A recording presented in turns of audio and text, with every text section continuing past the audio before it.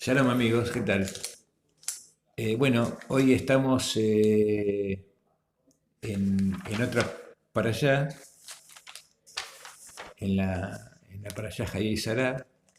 Tenemos en su segunda intervención amigo José Luis que está aquí con nosotros, que nos va a comentar también algunas cosas muy interesantes. Eh, bueno, como les decía, se llama Hayei Sará, la para allá de hoy, la sección de la Torá. Hayei Sará significa vida de Sará. Curiosamente, la palabra vida en hebreo pasa lo mismo con la palabra agua. Vida es Haim y agua es Maim. Pero a pesar de que la partícula, el sufijo im significa plural, no hay singular y plural. Cuando dices agua, dices aguas, en Maim, por ejemplo. Mm. Y con Haim lo mismo. O sea, se puede traducir Hayei Sará, la vida de Sara o las vidas de Sara. Ah, O sea, como tú lo veas, ¿no? Porque uno tiene muchas vidas también. muy bien, pues buenos días, Raúl. Buenos días, Gracias por haberme invitado de nuevo por favor. a tu charla. Seguir agradecido. Sí. Y bueno, me gusta que hagas la introducción y que vayamos a hablar hoy sobre esta parashá que habla de la vida de Sara. Con lo cual, hablaremos de lo que ha sido Sara. O la parashá no va en ese sentido, no vamos a hablar de la vida, de lo que No, fue su vida. claro, a pesar de que se llama Vidas de Sara, o Vidas de Sara, como queramos leerlo, ¿Mm? sin embargo, en realidad lo que nos informa, lo que nos relata desde el mismo comienzo, es la muerte de Sara. O sea, esta para allá va desde el versículo 23.1 al 25.18, ¿no? Del libro de Brigitte de Génesis.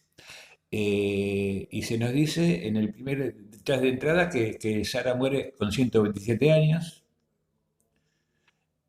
Según la tradición, según el Midrash, dice que Sara murió cuando se enteró del, del sacrificio que iba a hacer Abraham, o del casi sacrificio que hizo Abraham.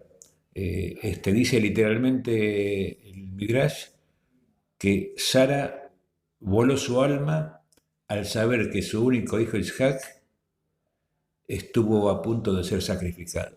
O sea, ahí se muere ella. Es decir, que si bien Dios impidió en el último segundo que se consumara el sacrificio de Isaac cuando estaba atado ahí en el altar y con el cuchillo ahí en el pecho, eh, la consecuencia de ese intento sí que acabó con la vida de Sara. Es decir, paradójicamente fue ella de algún modo la sacrificada, fue ella la víctima del sacrificio. O sea, lo que no pasó con Mm. Isaac pasó con ella en otro sentido. Eh, Eh, Perdona que te sí, sí, sí, interrumpa, no, no, está Raúl. bien. ¿Tendrá entonces algún sentido o algún significado? Como ya sabemos que la lectura de la Torá literal nos dice lo que leemos en el texto, siempre hemos de encontrar un segundo sentido a las palabras del texto. Y es extraño que hable de la vida de Sara cuando en realidad de lo que habla es lo que ocurre a partir de su muerte. Exactamente. ¿Habrá alguna lectura oculta, algún secreto o algún misterio en ese Eh, título de la parashá? ¿O como es secreto eh, tú no lo sabes? Yo desde luego no acabo de eh, encontrar. bueno, para que algo sea secreto no hay que saberlo, si no ya deja de ser secreto. Hay que interpretar Eso es entonces. de perogrullo, ¿no?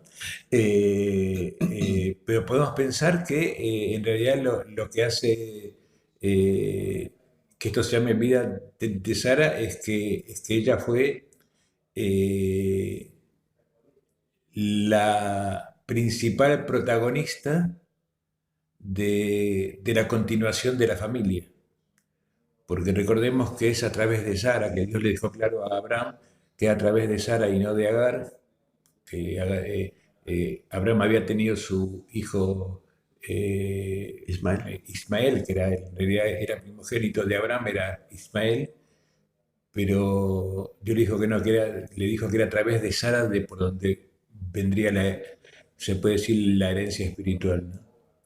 Entonces, aquí justamente, eh, digamos, Jaya y Sara lo que trata principalmente es cómo queda esta familia, una familia de proyección histórica, ¿no? Por supuesto, eh, después de la muerte de la matriarca, ¿no?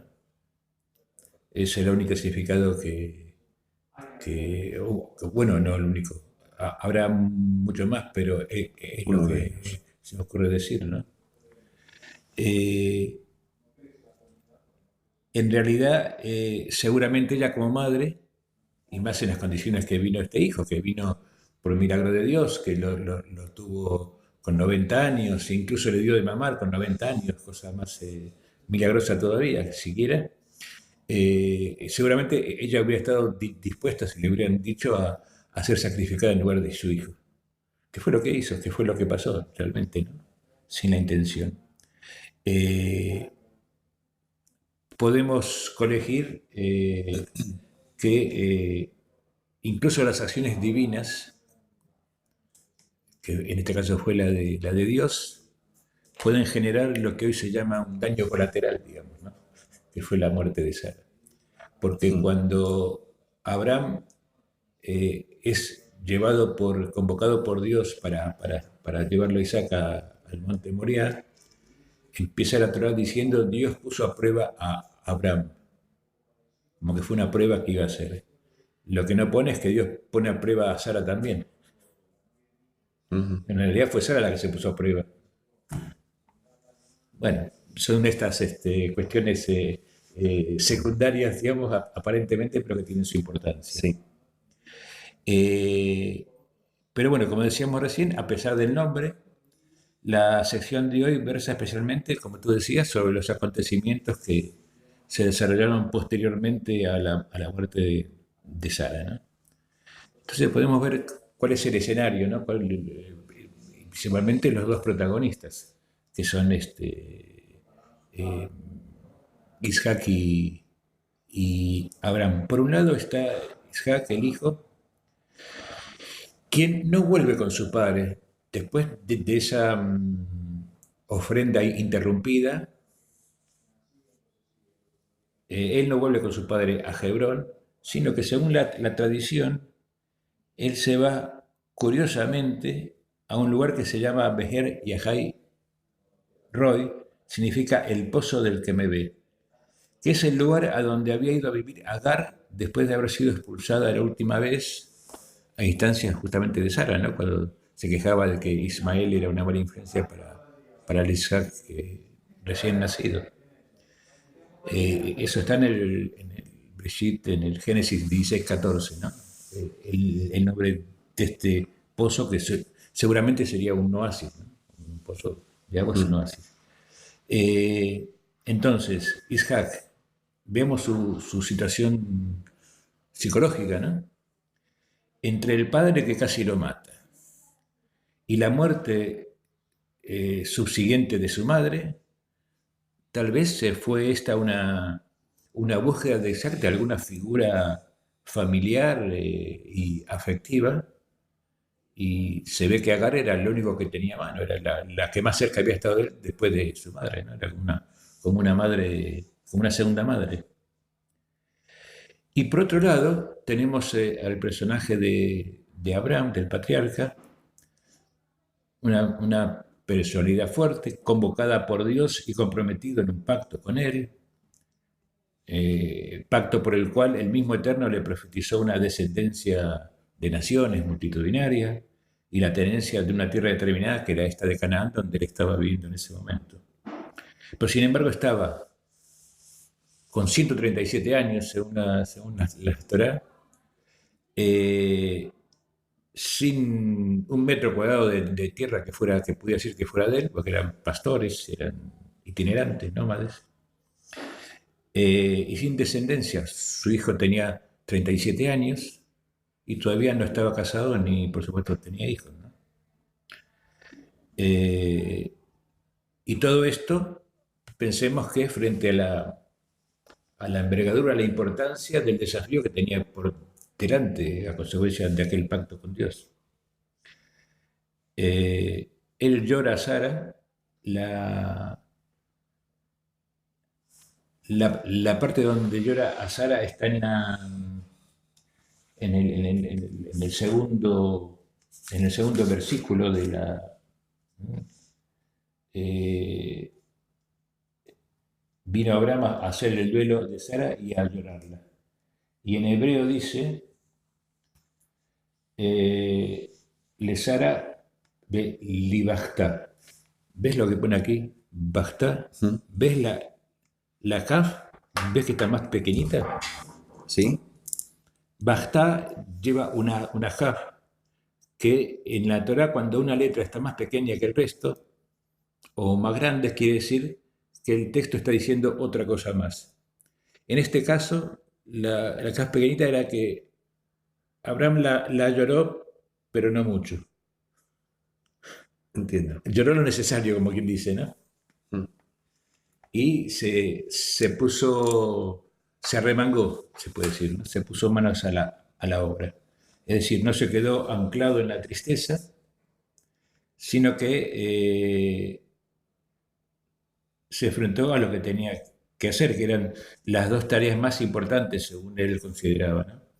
Por un lado, gestionar la compra de un terreno, después vamos a seguir hablando de esto, en donde descansaran los restos mortales de Sara, y por el otro, conseguir una esposa para su hijo, para dar paso de este modo a la continuidad familiar, como decía antes, y también a la herencia espiritual, ¿no? Proyectadas hacia un futuro que estaba por construir y del cual él mismo, Abraham, era el primer responsable de dejar preparados los cimientos. Es decir, se enfrentó a las dificultades que se presentaban, que no eran pocas. Esta representó a lo largo del tiempo una enseñanza en la religión y en la filosofía judía, que es la de hacer lo posible por no dejarnos llevar por los sucesos, sino intervenir activamente en ellos. En el Talmud te dice que si eh, cuando alguien dice sucedió tal cosa, es que fue algo malo, porque no hubo intervención humana, sucedió esto. Entonces la idea es que las cosas no nos sucedan aleatoriamente o por imposición de terceros, sino que tenemos que hacer todos los esfuerzos para que en su resultado esté reflejado de alguna manera el fruto de nuestro accionar, que haya una acción humana de por medio, en sentido de mejoramiento positivo, ¿no? Mira, perdona Raúl, qué curioso que Abraham, que iba con su pueblo, un pueblo nómada, Bueno, se desplazaban, era un clan familiar todavía, ni siquiera era un pueblo. se desplazaban por el desierto. Sí, sí, sí. Entiendo que lo normal en esa circunstancia sería enterrar a quien muriera en el mismo lugar donde se había muerto, Sí. en una sepultura provisional o en el terreno. Y por lo que parece, Abraham, mm, tú has leído el texto en hebreo con una letra más pequeña, Sí. que lo que viene a decir es que, bueno, se hizo, pero no con mucho sentimiento. Y que No, no, no, estaba más ocupado, que lloró, no que no tiene sentido, sino lloró menos que no lloró tanto, digamos. de ahí menos sentimiento, menos tristeza. Bueno, El llanto es no una lo sé. expresión También puede ser que lloró menos porque estaba más compelido por las circunstancias a- a pasar a la acción, justamente. precisamente, Pero no por sentir menos, sino porque tenía que hacer algo con lo cual ocultó el exactamente. sentimiento y se ocupó Parcialmente sí, claro. de las acciones que le tocaban, según él, que era buscar una sepultura digna, que no fuera circunstancial. Podría ser. Sí, Claro, pero esto también tiene que ver con la promesa de Dios, porque Dios piensa que Dios le dijo, esta tierra será toda tuya y de tus descendientes, y él en ese momento era un nómade, un extranjero, que no tenía nada, a pesar de esa promesa divina. O sea, Dios le prometió la tierra, pero lo que no le prometió es que fuera gratis, que se le iban a regalar, digamos. Mm. Entonces parece ser que Abraham entendió eso y dice, bueno, vamos a empezar por aquí, vamos a tener algo nuestro. ¿Eh? Muy bien. De camino de, si lo que se cumple más adelante, vaya, bienvenido sea, pero por ahora tenemos que hacer algo, como le decía en la playa anterior, veíamos que Dios le decía, camina por delante de mí. O sea, ve un paso delante de mí, digamos, sería, ¿no? La Ujú. interpretación. Y acá lo que hizo Abraham fue eso, ¿no? Fue un paso por delante, tomó la iniciativa, digamos, ¿no? Y bueno, él, digamos, lo que nos deja pensando es que justamente eh, saber lo que cada uno de nosotros tiene que hacer en esta vida, en este mundo, cuál es nuestra tarea, para qué estamos aquí, en suma lo que se llama modernamente cuál es nuestra vocación, lleva toda una vida, generalmente con riesgos y no siempre con garantía de éxito, ¿no? Se trata de, como nos demuestra Abraham Avino, Avino es nuestro padre, ¿no? Del patriarca Abraham, de estar decidido a construir en aras de un futuro mejor siempre, ¿no? Orientando nuestro esfuerzo personal hacia algo más grande que nosotros, no algo más trascendente que uno mismo. Sería esa la idea que podemos inferir del ejemplo de Adán. Bueno, y ahora si te parece, volvemos al tema, a un par de temas. Uno de ellos es el de la compra de la La tierra cueva. de Maxpelá, que Mm. tú tenías algo pensado al respecto. Bueno, más que pensado, a mí hay algo que me llama la atención. Lo que te decía, entendiendo que en personas que se desplazan de un sitio a otro cuando hay algún fallecimiento, eh, lo deben enterrar en el espacio donde ocurre y ellos siguen con su camino. Abraham en este caso se ocupó de buscar lo que él consideraba un espacio donde poder enterrar a Sara y sabía muy bien dónde lo quería. Él eh, recibió la oferta de enterrar a Sara en el cementerio o en el espacio Sí, eh, habitual sí, en aquel donde se la... territorio y les dijo con claridad que no era ahí donde él la quería enterrar, sino que expresamente indicó la cueva y el terreno donde estaba situada. Y además, eh, ofreciéndole también que la podía enterrar ahí, en la cueva, Abraham dijo que no, que él eh, no lo aceptaba como regalo, sino lo que quería era comprar. Y en eso se puso firme. Eh, es más, queda evidente y queda clara la honestidad de Abraham de querer pagar, de no querer el regalo, que eso sienta precedentes.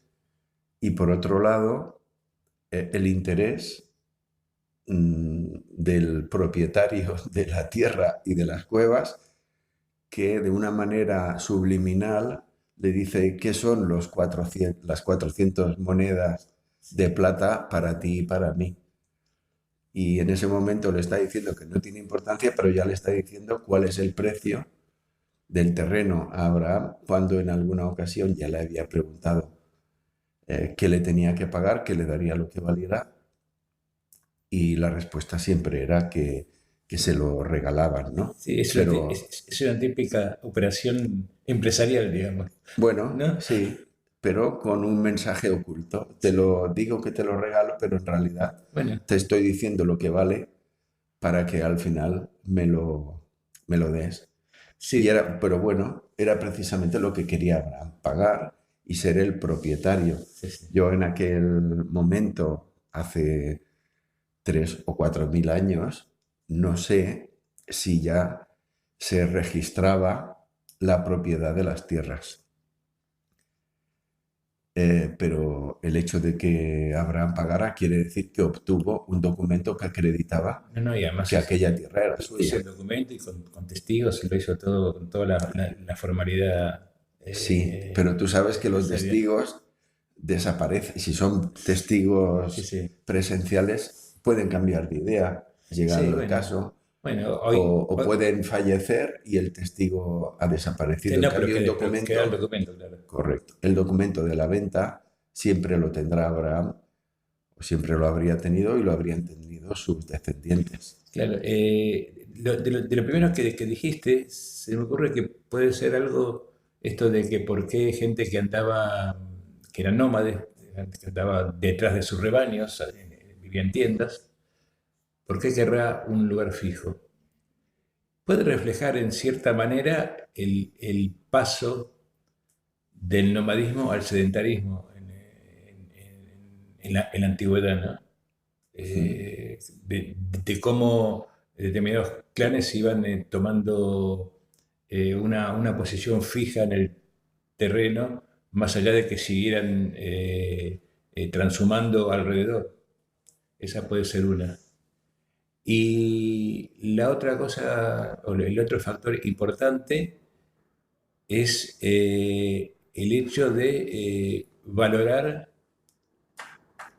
a la propiedad privada, Mm. podemos decir en términos modernos, eh, como una extensión de tu propia libertad. Es decir, si Efrón le regalaba el terreno, él no era libre de usarlo como quisiera, porque era regalado. Según tenía que tener permiso, pasar por sus tierras, en fin, todo lo demás. Pero si él compra la cueva y el terreno que le permitía el acceso y era de él, es como decir, bueno, yo con mis 400 ciclos de plata, que fue el precio que pagó, que no era barato, parece, era bastante caro, yo con eso, que me los gané trabajando con mis ovejas, con mis cabras, extiendo mi libertad hacia ese terreno. O sea, mi libertad está representada en esa propiedad. Es, yo creo que es toda una revolución conceptual que después sería desarrollada muchos siglos más tarde, ¿no? Claro. En Europa, en el siglo XVII, XVI, XVIII. Y bueno, te deja este mensaje de la importancia, ¿no? ¿Quieres decir con esto que es la primera muestra de Abraham Sí, sí, o de en la los Torah por lo menos, sí, judíos sí. de tener una voluntad de aposentarse ya en Sí, algún sí, lugar sí, sí, sí. definitivo y consideraba que allí estaba, que había llegado el momento? Y a través de una palabra que está presente en toda la Torah, que es un pacto. O sea, un contrato es un pacto Mm. entre dos. Sí, sí, ¿Eh? sí. Muy bien. Entonces, el pacto siempre está presente, así como eh, dice que Dios pactó con Abraham y Dios pactó después en Sinaí, eh, o pactó con Noé cuando terminó el diluvio. Bueno, la compra Eh, genera un derecho, en este caso, que es el derecho a la propiedad de la exactamente, tierra, exactamente. que sería la primera propiedad que un pueblo nómada adquiría. Claro. Una cueva y el territorio que la rodeaba. Exactamente. Sí, sí, el terreno X metros con la superficie, en fin, que la rodeaba, el campo de Maspela. Bueno, Eh, a lo largo de la historia hemos visto que la propiedad se adquiere del territorio mediante compra o mediante conquista. sí, exactamente. Son las dos maneras de adquirir territorios. Digamos, esta es la fórmula pacífica, La compra. la compra. Muy bien. Así es. Eh, y luego el otro tema que por ahí podemos comentar, aunque no hemos hablado de esto, es que tenemos en esta para allá, porque ¿qué pasa? Dijimos que eran dos preocupaciones la de Abraham. Una era la de conseguir la tierra, de la que ya hemos hablado, y la otra era casar al hijo. Para eso manda a su más fiel sirviente, que no aparece el nombre, pero dicen que era Eliezer, viene con Rivka. Y con Rivka o Rebeca, ¿no? Hay dos elementos importantes que aparecen aquí por primera vez. El primer elemento es que a ella se le pregunta, cuando está en Aram con la familia, si quiere ir y ella dice, iré. O sea, la primera vez que una mujer decide que sí, dice que sí. Hasta ahora la mujer nunca se había consultado, digamos, ¿no? Mm. Esa es una. Y la segunda, que era también, creo que ibas a comentar algo tú, es en el capítulo, mm, creo que es el 24. Sí, en el 24, al final, en el versículo 67, que es cuando vuelve con el sirviente Rebeca y le encuentra a Isaac en medio del campo, meditando, según dicen. Dice, entonces Isaac la condujo a la tienda de Sara, su madre, y tomó a Rebeca, que fue su mujer, y la amó y fue confortado por ella a la muerte de su madre. Aquí también es la primera vez, y la protagonista también es Rivka, como lo anterior, en donde se habla del amor en la pareja. Ni Abraham con Sara ponen que se amaran, ni Adán ni Eva, ni no, no con la mujer, de la cual tampoco sabemos el nombre. Y bueno, aparece el amor. Bueno, pues qué curioso, ¿verdad? Una parashá que parece poco trascendente. Fíjate que ya hemos hablado de dos novedades en la Torá, de la propiedad de la tierra y, como tú dices, es la primera vez que se habla del amor en la Torá. Sí, sí. Bueno, pues es muy importante. Eh, Llama la atención, bueno, aunque era lo habitual en aquella época, que la familia o los padres se ocuparan de buscar mm, la pareja o ocuparse del matrimonio de los hijos, tanto de hijos Sí. como de hijas. Y aquí pues parece que Abraham se había descuidado un poco. No, no, también la mandó a buscar, la mandó el sirviente a buscar entre su parentela de Sí, Aram. quiero decir que en una edad Sí, avanzada sí, y sí. porque había pasado Y algo, él había muerto tenía, Sara. a esta altura, ya tenía 40 años. Ya, Sí, cuando ya le llegó tocaba, ¿no? Rivka. Bueno, y este Iré de Rivka que te decía antes, quedó en la tradición judía. Y bueno, no solo en la judía, también lo vemos en la tradición cristiana hoy en día. Aquella famosa escena donde se le pregunta a la mujer si quiere compartir con fulano de tal toda su vida. Mm. O sea, Sí, sí. la primera vez que se manifiesta es aquí, en los dichos de Luisa, Bueno, esta tradición. parece que Rebeca estaba dispuesta a unirse a Isaac Sí, sí, no lo conocías, pero bueno, dijo que, sí, que estaba dispuesta. y estaba dispuesta también a ser la madre de Jacob, Bueno, sí, sí, que sí. no es menos importante. Bueno, después ya seguiremos con eso. Bueno, el caso es, ¿Quieres Raúl, contar una cosa más? bueno, lo que te quería decir es que fíjate que tú antes has dicho, o yo he interpretado de lo que tú has dicho, que la relación entre Abraham y su hijo Isaac podía ser como un poco distante o no muy amorosa. En Al cambio, menos es lo que se interpreta en el momento post atadura, a digamos. través de la muerte de Sara. En cambio, sí se ve que Isaac necesitaba algún calor materno, Sí, sí. ¿verdad? A pesar que era mayorcito, pero bueno, siempre hacía falta. Exacto. Me has contado que fue con la antigua sirvienta de Sara Bueno, que en realidad a fue, pasar en realidad fue, de hecho, la mujer de Abraham también. claro, pero no era su madre. A instancia de Sara, no, no, no era su madre. Bueno, pues evidencia que Isaac necesitaba en aquel momento de una figura materna al tener la pérdida de su madre. Sí, sí. El hecho de que llegara Rebeca a su vida para Isaac fue el llenar un vacío. El vacío que había dejado la madre Bueno, lo cubría en cuanto a amor o no, cariño. y lo que acabé de leer aquí, en el mismo versículo, dice que fueron a la tienda que había sido de Sara.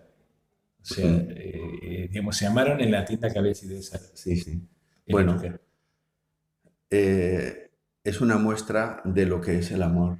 Es un vacío, una carencia, una necesidad que tiene la persona y lo cubre o lo llena o lo completa con la llegada de otra persona. Dejándole el espacio al otro, exactamente. Exacto. En este caso, Isaac cubre un vacío que él tenía, no de la madre, sino de afecto y de amor. Sí, sí. Y con Rebeca entiende o piensa que lo va a cubrir y él la ama. Y Bueno, seguramente que en el futuro veremos que también Isaac es correspondido por Rebeca sí, sí. en ese Bueno, amor. eso en parashots posteriores. Bueno, creo que ya estamos por hoy. Muchas gracias por todo A ti, Raúl. este diálogo. Bueno, nos veremos en la próxima semana. Así que, chao, shalom, amigos. Y Shabbat gracias, chao. Shalom.